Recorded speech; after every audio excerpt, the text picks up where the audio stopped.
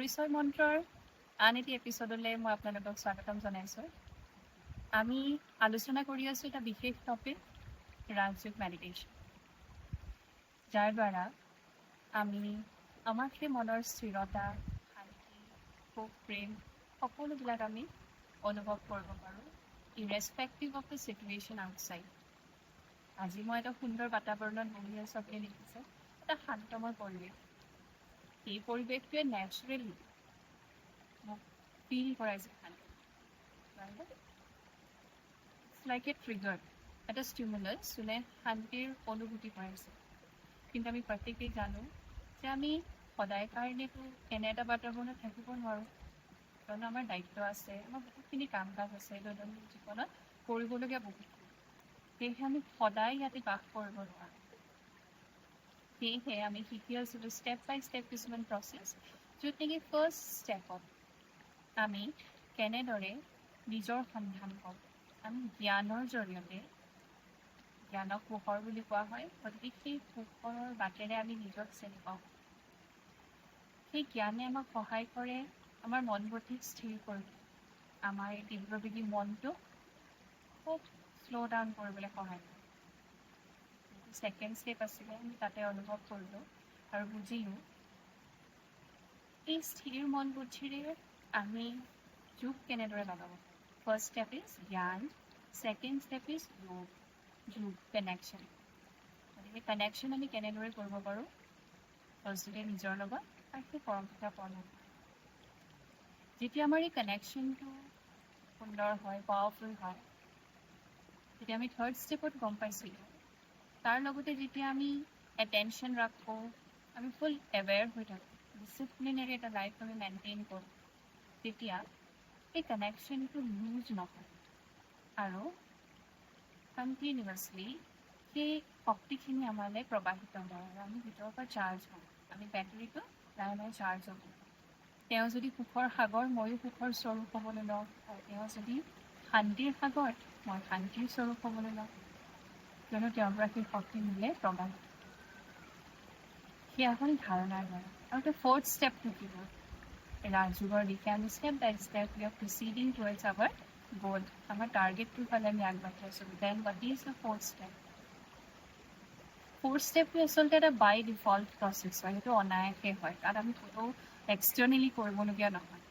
যেতিয়া আমি জ্ঞান অধ্যয়ন কৰোঁ, যেতিয়া আমি খুব সুন্দৰভাৱে কানেকশ্যন তেওঁৰ লগত কৰোঁ, যেতিয়া আমি এটা ডিচিপ্লিনাৰী লাইফষ্টাইল মেইনটেইন কৰোঁ, আমি কিছুমান অআৱশ্যকীয় বস্তুৰ পৰা মনটোক আমি আঁতৰাই ৰাখোঁ,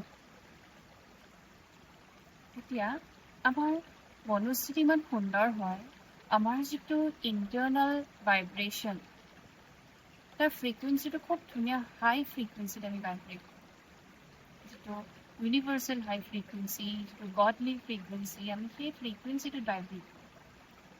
আৰু আমি যেতিয়া সুখ, শান্তি, আনন্দ, প্ৰেমৰ সেই সুন্দৰ ফ্ৰিকুৱেঞ্চিত আমি ভাইব্ৰেট কৰোঁ, আমাৰ পৰা তেনেধৰণৰে প্ৰকম্পন আচলতে চৌদিশে মই শান্তিত আছোঁ, ডেফিনেটলি মোৰ লগত থকা প্ৰতিজনে, আমাৰ পৰিয়ালৰ সদস্যই হওক, মোৰ ৱৰ্ক প্লেচ বা মোৰ ছ'চিয়েল এনভাইৰনমেণ্টৰে এজন নহওক কিয়, প্ৰত্যেকেই মোৰ পৰা সেই শান্তি অনুভৱ কৰে। মই যদি সেই প্ৰেমৰ ফ্ৰিকুৱেঞ্চিত ভাইব্ৰেট কৰি আছোঁ, দি এক্সপিৰিয়েঞ্চ লাভ ফ্ৰম মি। তাৰমানে মই যেতিয়া ভাইব্ৰেট কৰিম, তেতিয়া মই আনক দিব পাৰিম। কিন্তু আমাৰ ভুল কোনখিনি হৈছিলে জানেনে?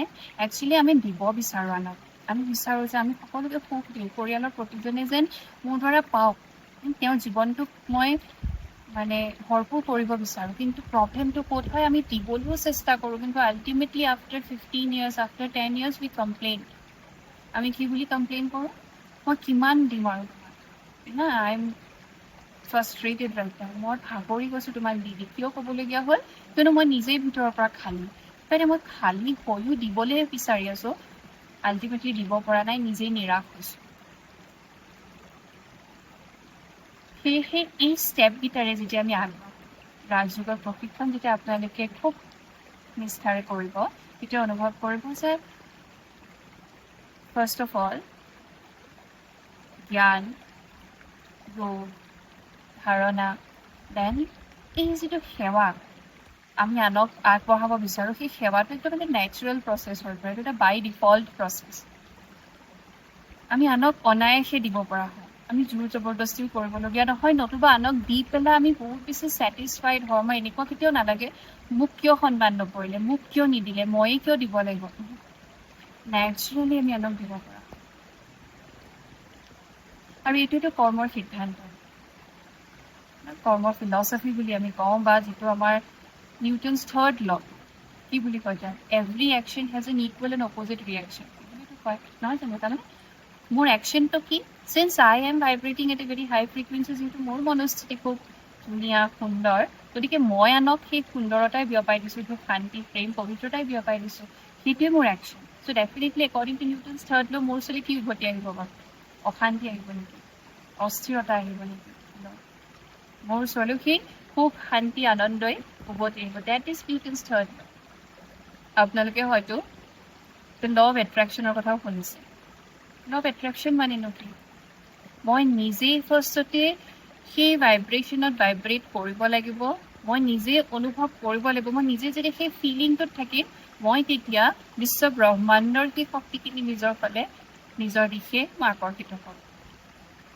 মই শান্তি বিচাৰিলেই নহ'ব, অকল কাকতি মিনতি কৰি সেই প্ৰভু মই শান্তি ক'ত পাম, মই উপলব্ধি কৰিব লাগিব যে মই সেই শান্তিৰ সাগৰৰ সন্তান, ময়ো শান্তিৰ স্বৰূপ। গতিকে শান্তি মোৰ নিজৰে সম্পদ, মই শান্তিতেই ভাইব্ৰেট কৰি আছোঁ, ডেফিনেটলি তেতিয়া মই বিশ্ব ব্ৰহ্মাণ্ডৰ সমস্ত শান্তিৰ সেই পৰিস্থিতিখিনি মোৰ জীৱনলৈ মই আকৰ্ষিত কৰিম। মই প্ৰেম স্বৰূপ, ডেফিনেটলি মই যদি প্ৰেমৰ ফ্ৰিকুৱেঞ্চিত ভাইব্ৰেট কৰি আছোঁ, সকলোৱে মোক প্ৰেম কৰিবৰ কাৰণেও বাধ্য, since I am vibrating in that frequency. গতিকে এইটোৱে হৈছে ফৰ্থ ষ্টেপ, যিটো এটা অনায়াসে হোৱা এটা প্ৰক্ৰিয়া। গান শুনিলোঁ, যোগ লগালোঁ, ধাৰণাও কৰিলোঁ, এটা ডিচিপ্লিনেৰী লাইফষ্টাইলো মেইনটেইন কৰিলোঁ, অট'মেটিকেলি সেৱা বিকামছ ভেৰি ইজি। সেৱা মোৰ দ্বাৰা অনায়াসে হয় যেতিয়া এটা বাই ডিফল্ট প্ৰচেছ। মই ভাবোঁ আপোনালোকে ষ্টেপ বাই ষ্টেপ সেই আমাৰ ফাইনেল ডেষ্টিনেশ্যনৰ দিশে আগবাঢ়িছে। ইয়াতেই মই ধন্যবাদ জ্ঞাপন কৰিছোঁ। ওম শান্তি।